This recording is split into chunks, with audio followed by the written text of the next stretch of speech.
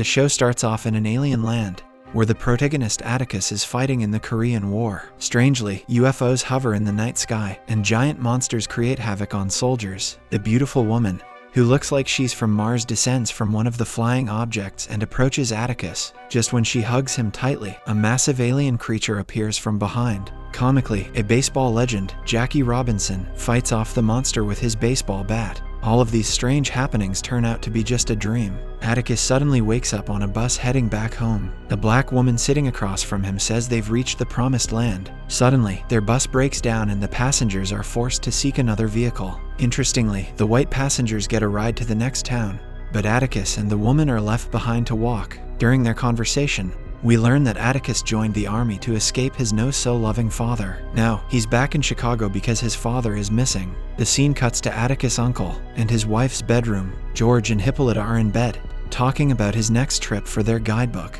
Their daughter, Diana, is drawing a comic of her mom in the living room. Atticus shows up outside, surprising everyone with his unexpected return. The family greets him with big smiles, and they are clearly relieved and happy to see him. Later, Atticus visits George's store to talk about his missing father, Montrose. He explains that his father had written to him a letter mentioning the place where his mother's family came from. Montrose wanted them to go there together. Atticus reads the letter, but George finds it odd, saying it doesn't sound like Montrose at all. Atticus points out the most puzzling part: his father mentioned a place in Lovecraft Country called Arkham. George reminds him that Lovecraft is fictional, but when he looks closer at the letter, he notices the name is actually Ardham, not Arkham. Curious, George pulls out a book, hoping to find some clue about the secret legacy Montrose mentioned. That evening, Atticus visits a bar to find out when his father was last seen. At the bar, a man named Tree blocks his way, claiming they're closing early. But he eventually recognizes Atticus and tells him to check out back for the owner. In the alley, Atticus catches the owner in a private moment, so he turns away to leave. The owner stops him, realizing he's Montrose's son,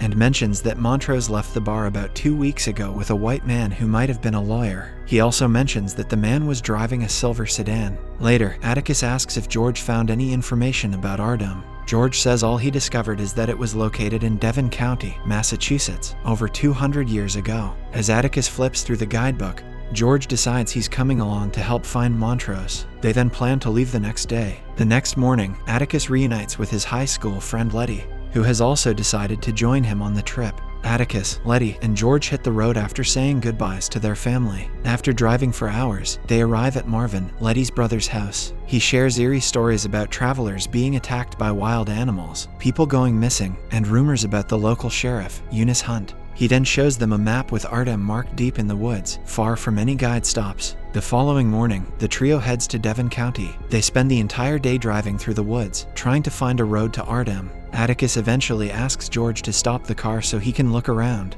Leti joins him, and they pause to talk while observing the trees. Suddenly, a police car pulls up. Sheriff Eunice Hunt gets out and orders them to stand behind their vehicle. He warns them that they're in a Sundown county and have 7 minutes to leave before sunset. Atticus cautiously asks if making a U-turn is legal. The sheriff smirks, saying he'll allow it if Atticus asks him nicely. When Atticus does as needed, the trio hurriedly gets into the car and makes it to the county line before sundown. But as they do, they find sheriff's deputies blocking the road ahead. The deputies then accuse the trio of a string of local burglaries. Before they can escalate to violence, a terrifying creature suddenly attacks, rips off a deputy's arm, and scatters everyone into the woods. Atticus and Leti run for safety but soon realize George isn't with them. They find an abandoned cabin and take shelter there with Sheriff Hunt and one of his deputies. Meanwhile, George, armed with a flashlight, makes his way through the woods and joins them in the cabin. As they try to figure out their next move, Atticus says they need weapons to fight off the creatures. George explains that the creatures didn't attack him because they're afraid of the flashlight's light. Hunt then insists Leti go to the car to get more lights. Atticus hesitates, not wanting her to risk it, but Leti reminds him that she was a high school track star. She anxiously admits she's scared but takes off anyway. As Leti sprints to the car, Sheriff Hunt, who had his arm bitten off, transforms into one of the monsters. He attacks and kills his remaining deputy. Elsewhere in the woods, Leti makes it to the car and crashes it into the cabin, saving Atticus and George from Hunt's attack. However, more creatures are attracted due to the noise. Leti and Atticus then light flares and temporarily drive the creatures away. Suddenly, a piercing, whistle-like sound fills the air, and the monsters retreat into the woods. The next morning, Atticus, Leti, and George finally stumble upon the road to Ardham. They follow it to a massive mansion, where they find the silver sedan parked in the driveway. The blonde man, introducing himself as William, opens the door, greets Atticus by name, and proudly welcomes him home. The group is left utterly confused. After the trio makes themselves comfortable at the house, William shares that the mansion belongs to Samuel Braithwaite. George notices a portrait in the hall and assumes it to be of Samuel's. However, William corrects him, explaining that it is a portrait of Titus Braithwaite, a distant cousin of Samuel. He shares that Samuel inherited the house, which is now called the Sons of Adam Lodge, from Titus. Titus perished when the original lodge burned down, killing nearly everyone inside. On the veranda, Atticus and George express doubts about William's story, suspecting they might have kidnapped Montrose. When Leti digs into the food, Atticus questions her appetite after everything that happened the night before. They soon realize that neither she nor George remembers the monster attack. Later, the group decides to head into the village to search for Montrose. They then discover their car, Woody, in the garage, seemingly undamaged despite having crashed into the cabin last night. While walking to the village, Leti begins to doubt Atticus's sanity. Woody doesn't appear as damaged as Atticus described, and he keeps talking about monsters that neither she nor George remembers. Atticus, frustrated, insists he isn't shell-shocked, as Leti seems to imply. Just then, he hears the high-pitched whistle from the previous night, and goes to investigate. He encounters a woman named Dell, accompanied by 2 snarling guard dogs. George speculates that she might be the sheriff, noting how she is guarding the only stone building in the village. However, Dell clarifies that the building is used for storing meat, explaining that animals frequently raid the cottages for food. As the sun sets, Atticus, George, and Leti return to the lodge. Along the way, George recalls something Dora, Atticus' mother, told him years ago about her ancestors. Dora had shared that her great ancestor, Hannah, was a slave who escaped her master's house during a fire. George connects this to what William said earlier about how Titus Braithwaite was kind to his slaves. He then realizes that Hannah likely fled these very woods while being pregnant with Titus Braithwaite's child. After the fire, their reflection is interrupted when they are surrounded by 2 monstrous creatures. Just as panic sets in, Christina arrives on horseback and blows a whistle, causing the monsters to retreat. She orders Dell to escort Atticus to her father, Samuel's lab, while instructing George and Leti to return to their rooms. As they comply, George and Leti once again lose all memory of the encounter. In the next scene, Atticus is escorted to Samuel's lab, where he is undergoing a painful surgery. Meanwhile, George explores his room and picks up The House of the Borderlands from the shelf. As he picks up the book, a secret passage behind the bookcase suddenly opens. George follows the passage and discovers a room containing a book detailing the laws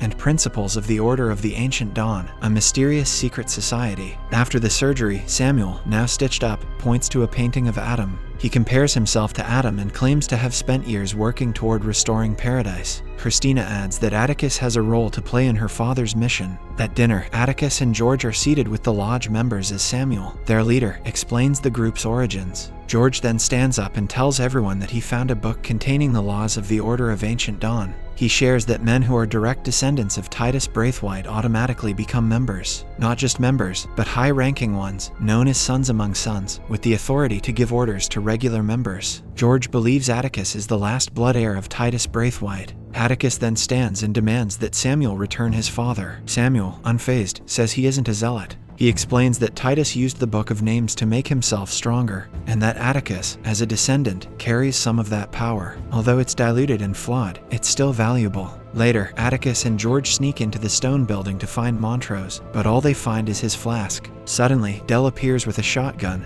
calling them dumb animals. Before she can shoot, Leti knocks her out with a shovel. George then realizes Montrose must have dug his way out, inspired by his favorite book, The Count of Monte Cristo. Meanwhile, Montrose emerges from underground with his hands still cuffed. He's shocked to see the 3 of them waiting for him. On the way back to the lodge, George explains that the Order has lodges across the country. This one is called the Sons of Adam, founded by Titus after he discovered the Book of Names. Their conversation is interrupted when the car suddenly slams into an invisible barrier. Confused, they get out, only to see Samuel and Christina arrive. Samuel suddenly shoots Leti, causing her to bleed out within seconds. He then gives Atticus an impossible choice: choose who he should shoot next. When Atticus refuses, Samuel shoots George. The scene shifts to Samuel's lab, where Atticus is being groomed for the ceremony. Christina explains that her father, Samuel, believes opening the door to the Garden of Eden will grant him immortality. Since Atticus is a direct descendant of Titus, his blood is key to helping Samuel achieve this. Atticus then watches as Leti regains consciousness. Christina assures him that her father will heal George too, but only after Atticus agrees to take part in the ceremony. Atticus agrees, and during the ceremony,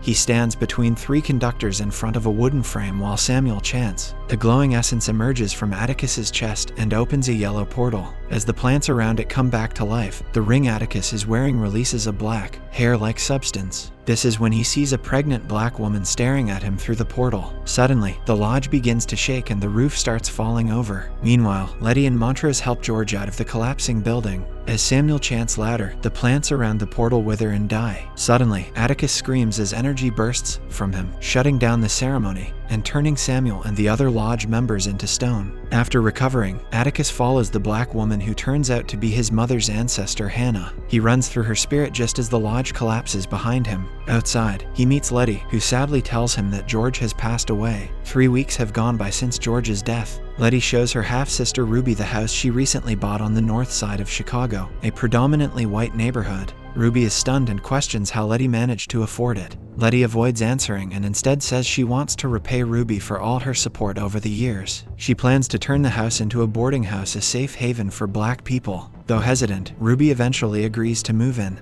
and help fix up the house. The next day, Leti moves into her new home and starts accepting tenants. She walks through the house and takes photos of the guests. Atticus arrives to say goodbye as he plans to return to Florida. However, Leti asks him to stay until her housewarming party. Before he can answer, they hear car horns blaring outside. They find 3 white teenagers in cars parked outside, each with a brick tied to the steering wheel to keep the horns blaring. Sensing trouble, Atticus decides to stay for a few days more. The next day, Leti throws a lively housewarming party. Ruby sings in the living room with a band as guests enjoy the celebration. Atticus is dressed in his military uniform to let the white neighbors know that a veteran lives in the house. Meanwhile, Leti heads to the bathroom, and Atticus follows her. The two get caught up in the moment and end up having sex. Afterward, Atticus, Leti, Tree, and Ruby step outside to find a large cross burning in their front yard. Enraged, Leti wields a baseball bat, smashes the windows of the 3 cars, and removes the bricks tied to their steering wheels to stop the honking. Just then, police sirens are heard in the distance. Atticus, Leti, and Tree then kneel with their hands behind their heads as the cops arrive. In the police van, Leti sits in the back with Captain Lancaster, who reads her record aloud. He then asks her if anything strange has happened in her house, or if someone told her to buy the Winthrop house. Leti refuses to answer, which prompts Lancaster to order his men to swerve the car violently. This throws her around in the back, injuring her. He then reveals they found the body parts of 8 black people buried in the room beneath her basement, and warns her that she won't survive long in the house. The next morning, Leti goes to the basement, which she now uses as a darkroom for her photography. As she develops her photos, she notices strange random lines on all of them. Placing the photos together on the floor, she discovers they form the ghostly face of a man who tells her to leave his house. Suddenly, a strong force throws her backward, causing her to run upstairs in terror. That evening, Atticus meets Leti at a bar, where she confesses that her house is haunted. She explains that her realtor, JJ, was evasive about the house's past but mentioned it was called the Winthrop House. The last owner, Hiram Epstein, was a scientist at the University of Chicago who was fired for unethical experiments. Leti believes Epstein was conducting human experiments since 8 bodies were found buried in the basement. She shows Atticus a newspaper article from June 21, 1948, where Epstein is pictured with Captain Lancaster. It turns out that Lancaster was mentioned in several articles as the lead detective in numerous missing persons cases on the South Side. Leti suspects Lancaster supplied Epstein with test subjects. The duo then hires a priestess to cleanse the house. The ritual begins with the priestess slitting a goat's throat and marking their foreheads with its blood for protection. They head to the cellar, the center of the ghost's presence, and form a circle. While this is happening, 3 white teenagers armed with baseball bats break into the house. 2 enter a room but find themselves trapped as the door locks behind them. Inside, they face a ghost dressed as a basketball player, but with the head of a baby slowly approaching them. Elsewhere, the 3rd intruder is decapitated after sticking his head into the elevator shaft. Back in the cellar, the lights flicker and the room shakes violently as the priestess chants. Suddenly, water pipes burst and wash away the protective marks on their foreheads. The priestess is then attacked and possessed by Hiram Epstein's spirit. Epstein turns his wrath on Atticus and chokes him against the wall. Then, Leti calls out the names of the 8 spirits: Betsy, Philip, Lucy, Jasper, Anarcha, Rufus, Grover, and Oliver. The priestess collapses to the floor as Epstein takes over Atticus' body, demanding that Leti leave his house. Refusing to back down, Leti pleads with the spirits for help. The ghosts appear, and together with Leti, they form a circle. They chant spells, causing Epstein's spirit to appear in its original form. The evil spirit is eventually banished from the house for good after Leti, and the 8 ghosts cast spells on him. A week later, a reporter visits Leti to interview her about the boarding house. While riding the elevator, the reporter asks if Leti has heard anything about the disappearance of 3 white neighbors. Leti denies knowing anything. However, it is revealed that she has hidden their bodies in the tunnels below her house, the same tunnels where Hiram Epstein hid his victims. Meanwhile, Atticus watches the realtor's office, waiting for a chance to learn more about the house. Before long, Christina arrives in her silver car. She thanks JJ, the realtor, for his help and confirms the bank has transferred his payment. Once JJ leaves, Atticus confronts Christina, accusing her of arranging for Leti to receive the inheritance money used to purchase the Winthrop house. Christina explains that Horatio Winthrop, one of the sons of Adam's founders, was expelled after stealing pages from the Book of Names. He was frustrated with Titus Braithwaite's monopoly over the language of Adam, so he attempted to create his own cipher using the stolen pages. Hiram Epstein, the scientist who previously owned the Winthrop house, was one of Horatio's followers. Atticus, uninterested in the details, pulls a gun on Christina, ready to kill her. But to his surprise, she uses her magic to freeze him in place. Before leaving, Christina slips her card into Atticus' pocket and urges him to contact her when he's ready to explore their family's legacy.